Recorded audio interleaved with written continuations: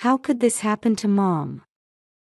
I had returned to my childhood home after a long time, only to find my mother's skeletal remains in the garden. According to the police investigation, she had been dead for over a month. However, this was hard to believe because I had been in contact with her until just the day before. So who was I exchanging emails with? In the midst of my confusion, I found my mother's diary. When I learned the terrifying truth written in it, I trembled with fear and anger. I had only ever seen my father's face in photographs. "Your father passed away in an accident when you were 1 year old," my mother often told me when I was little. I grew up in a single-parent household, but my mother worked tirelessly to put me through college. She was reserved yet strong and kind, my role model and emotional support. My husband, Pete, knew this and respected her, always treating her kindly. Pete was my college classmate, and we got married when I was 26. We started our life about a 2-hour drive from my childhood home. However, my mother, who had been overworking herself for decades, began to fall ill frequently and often had to take time off work. "Mom, why don't you come live with us? It would put my mind at ease." "My husband says it's fine too." "That's very kind of you, but I prefer living alone." "It's more comfortable for me," she replied with an apologetic look, gently refusing my offer. I could understand her feelings, but as her daughter, I couldn't help but worry. So, at my suggestion, we started communicating almost daily. My mother wasn't tech-savvy and even struggled with emails, so we always talked on the phone. Hearing her voice every day was a comforting moment for me, living apart.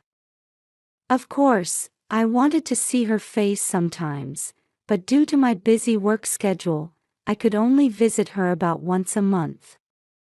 To make up for this, my husband would help out when he could. "If you can't make it, I'll go check on her." "Don't worry," he'd say. "Thank you so much. It's a big help.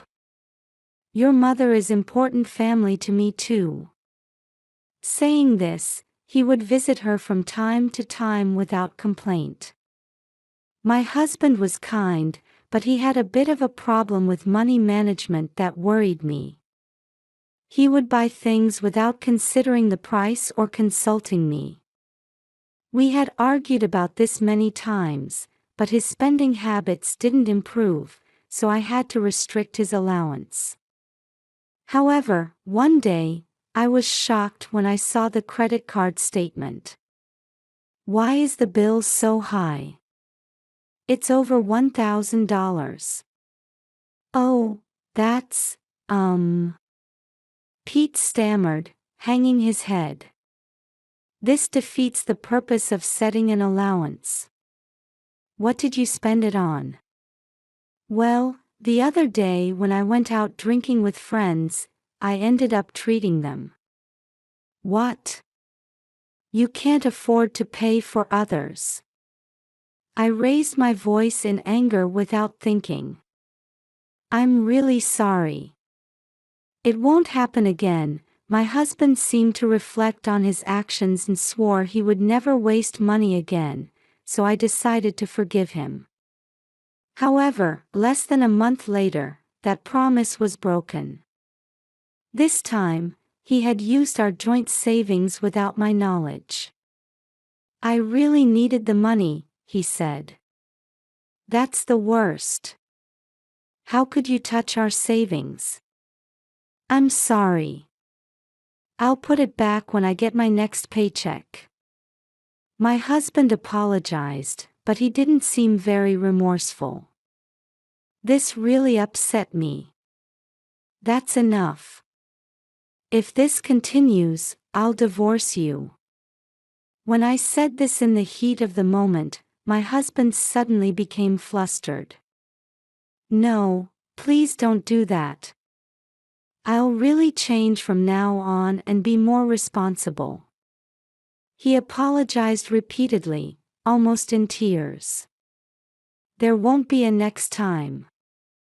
"But I haven't forgiven you yet." "It depends on your actions from now on."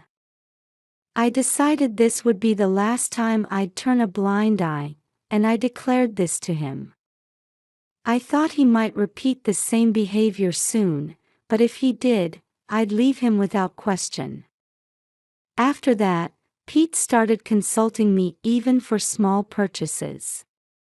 Not only that, but he also began to help more with housework and became even more attentive to my mother's well-being, showing a very dedicated attitude. Since then, we had no more money problems and lived peacefully. However, about 4 years into our marriage, something strange happened with my mother. "I've caught a cold and lost my voice, so please communicate by email for a while," I received an email from her. What? How? I was surprised by this sudden change, as she had never been able to use email properly despite my many attempts to teach her. But given the content, I became worried. "Are you all right? Should I come over now? I don't have a fever, and I don't want to risk giving you a cold, so you don't need to come." The replies came faster than I'd expect from my technophobe mother, which made me even more uneasy. Something felt off. I wanted to go to her house right away, but I was in the busiest period at work and couldn't find the time. "Should I go check on her instead?" my husband offered. "Would you? I'm sorry to always rely on you, but that would be a great help." I thanked my husband for his offer and asked him to go. The next day, he visited my mother. When I returned from work, he reported, her throat seemed to be in bad shape, but otherwise she was fine. This put me a little at ease. But I hadn't been there in a while myself, so I decided I'd go see her face as soon as work settled down. Several weeks passed, and as the hot summer was coming to an end, there was a distinct feeling of autumn in the air, especially in the mornings and evenings. I was still only communicating with my mother via email, which made me feel somewhat lonely. My work had finally passed its peak busyness, and I unexpectedly got an afternoon off, so I decided to go visit my mother after a long time. I'll surprise her by showing up without notice, I thought. When I arrived at her house and rang the doorbell, there was no response. There didn't seem to be anyone home, so thinking she might be out, I used my spare key to enter and wait for her return. The house seemed dusty, as if it had been closed up for a long time, so I opened all the windows. Then, as I glanced towards the garden, I noticed that part of her vegetable patch, which was her gardening hobby, had been disturbed. Huh? Why is only that part messy? When I went out to the garden, I saw traces of digging in one specific area. Curious, I decided to dig there myself. To my horror, I uncovered a skeleton. I screamed, collapsing in fear. Shaking uncontrollably, I immediately called the police using my phone. While waiting for the police to arrive, I fearfully looked at the remains again and noticed something familiar buried with them. It was the necklace I had given my mother for Mother's Day. No, why is this here? Although I didn't want to believe it, the worst-case scenario flashed through my mind. Is this Mom? Faced with this unacceptable reality, I felt as if my body was slowly sinking into a deep swamp. 10 minutes later, the police arrived and began investigating the garden. Allison. Are you okay? My husband, whom I had contacted, also arrived, and we were questioned about the situation. We told them that my husband was the last person to see my mother and that I had been exchanging emails with her until the day before. The police seemed puzzled by this information. According to the condition of the bones, she had been dead for over a month. Moreover, they couldn't find my mother's cell phone anywhere. But I was emailing with my mother. She was even considerate of how busy I was with work. Allison, that's enough. It's okay. I was in such shock that I couldn't think straight and could only cry. From that point on, my husband took care of all the preparations for my mother's funeral, while I felt like I was in a dreamlike state. Before I knew it, the funeral was over. Thinking I should organize my mother's belongings, I started visiting her house every day. While cleaning out her dresser, I found a letter-sized box. Oh, how nostalgic! Inside were drawings I had made of my mother when I was little, letters, and presents, all carefully preserved. I was touched that she had treasured these things, and as I picked up the contents of the box to look at other items, I noticed a relatively new notebook at the very bottom. It appeared to be my mother's diary. Wanting to know more about her recent life, I hesitantly turned the pages, only to find something unbelievable written there. What? This can't be true. Learning the horrifying truth, I felt a rage unlike anything I had ever experienced before. I'll never forgive this. Determined to corner the culprit who had tormented my mother and done this to her, I began preparing my revenge. 2 days later, when both my husband and I had a day off work, he took me out for a walk. "I'm just glad you're in the mood to get some fresh air," he said. Yes, I suppose so. My husband was happy that we were going out together after I had been depressed about my mother for so long. "I'm a bit tired. Shall we have some tea?" We decided to enter a nearby cafe. The interior had a few businessmen and groups of middle-aged women scattered about. My husband chose a window seat, and we sat facing each other. "What would you like to drink?" "I think I'll have a float." His eyes sparkled as he chose from the menu, like a child. "Hey, I have something I want to talk about. Will you listen?" I said to him. "What is it?" "What's wrong?" he asked, meeting my gaze. "Well, you see, I've been wondering about something regarding my mother. How is it possible that I was emailing her the day before she was found, when she had been dead for over a month? Well, maybe the killer was pretending to be her and replying to delay the discovery." He seriously shared his theory. Of course, that was the first thing I had considered too, but there were several things that didn't add up.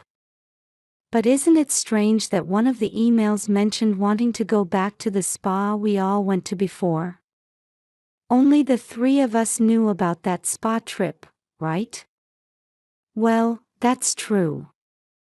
But couldn't it just be a coincidence?" he said.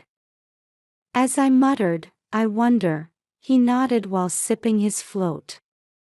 However, he seemed somewhat flustered. "Look at this," I said, taking out a document from my bag and placing it in front of him. "Mom seems to have been sick. I found this while cleaning out her things." It was a medical diagnosis.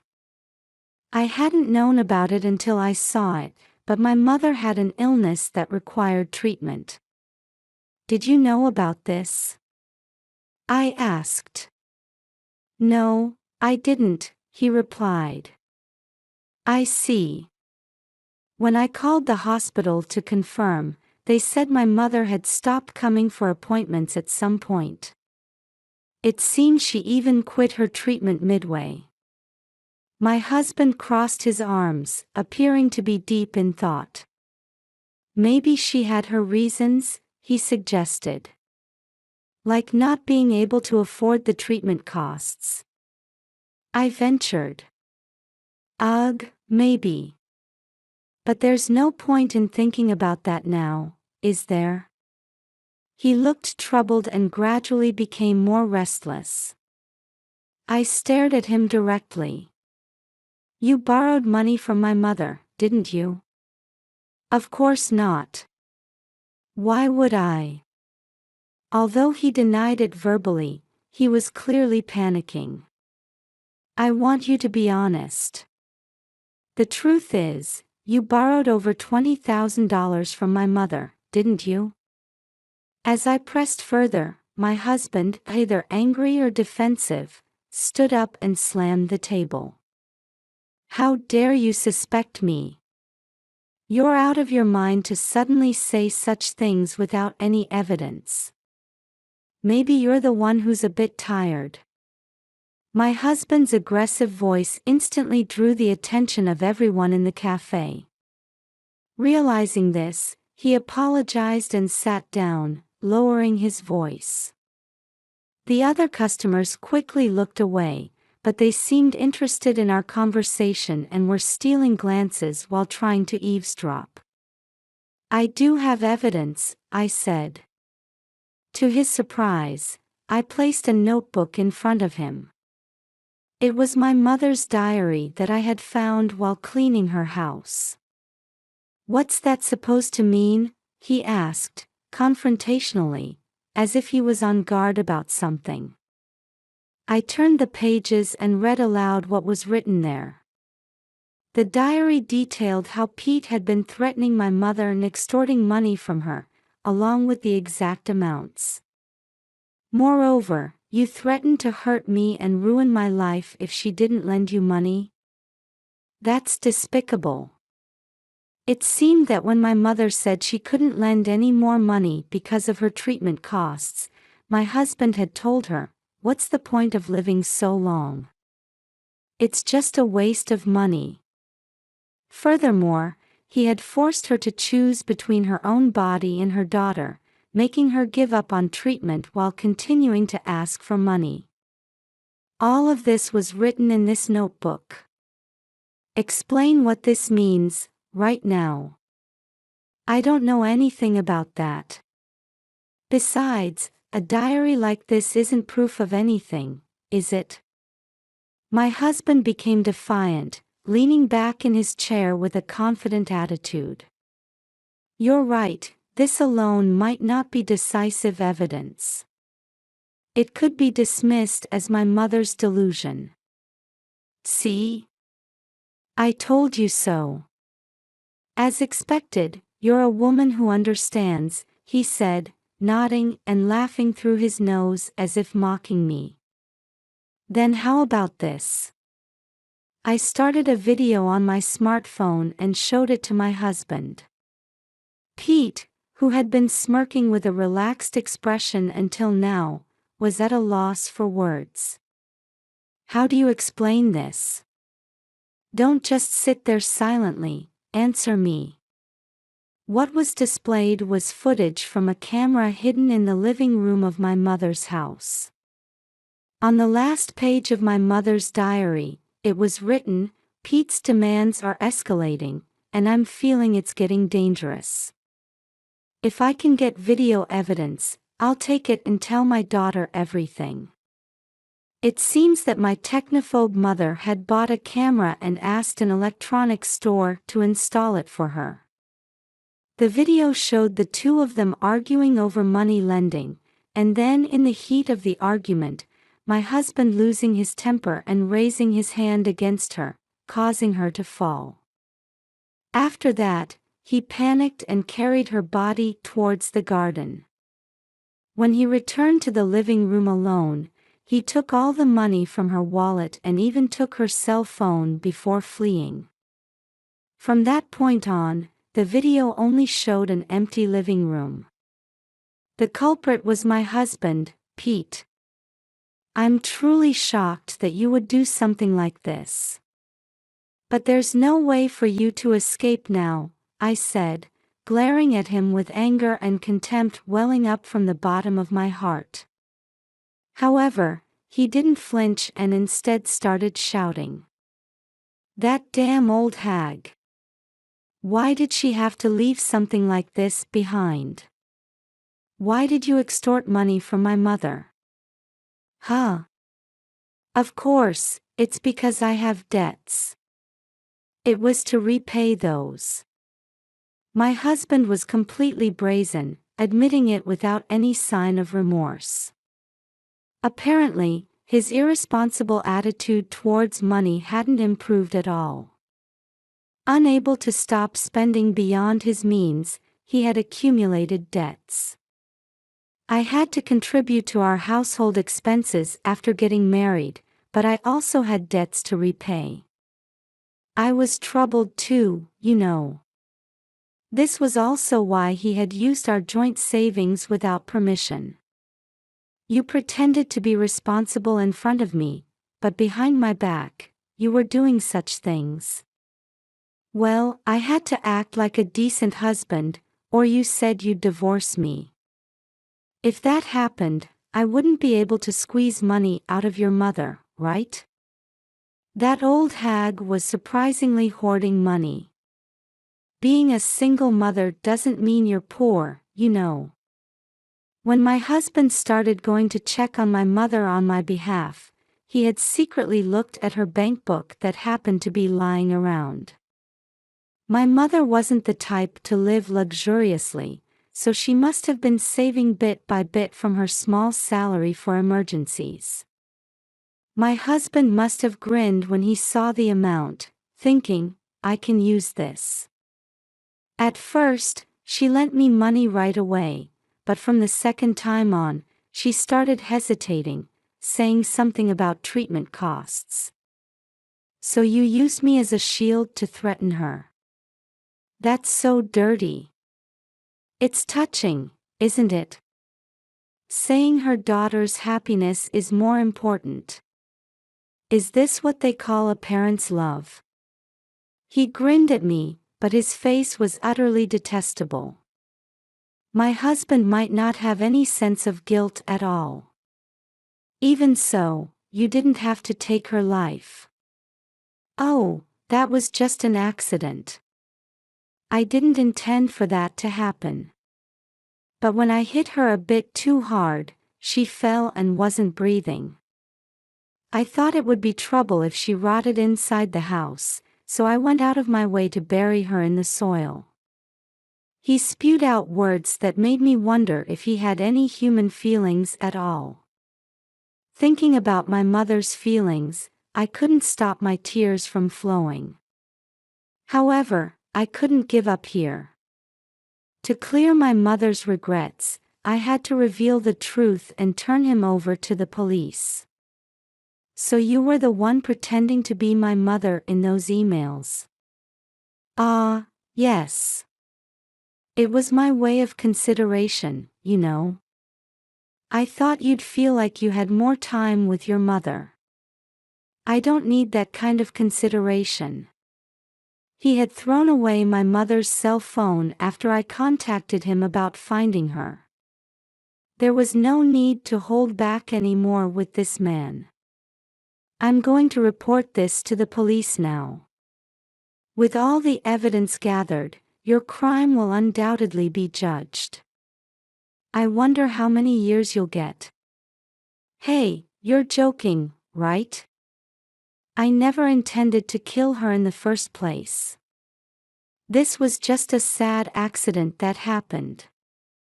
If that's the case, my mother might have been saved if you had called an ambulance right away. Your crime is grave for not doing that and instead doing what you did. Wait a minute. Please, not the police. We're husband and wife, aren't we? My husband suddenly changed his tune and started pleading with me. Did he really think I would choose not to report him in this situation? We're no longer husband and wife after you tormented my dear mother. We're getting a divorce. I declared our divorce and pushed away my clinging husband. He then slammed the table again and stood up. You bitch, don't mess with me. Pete seemed to have forgotten we were in a cafe and came at me with a loud voice. However, it ended abruptly as he grabbed my clothes. Several people in the cafe restrained him. Stop it. Let go of me. Allison, do something about these people. He cried out, begging me for help. Reflect deeply on what you've done and spend your life making amends. As I said this to him, I could hear police sirens in the distance. It seemed the cafe staff had called the police, and Pete was taken away by them. Our divorce was finalized, and through a lawyer, I claimed $30,000 in damages. My husband was arrested for this incident. His selfish crimes were severe, and he's likely to spend a considerable time in prison. I wonder if I've managed to clear some of my mother's regrets. I thought about this while looking up at the clear sky. From now on, I'm determined to live my life in a way that won't shame my mother in heaven.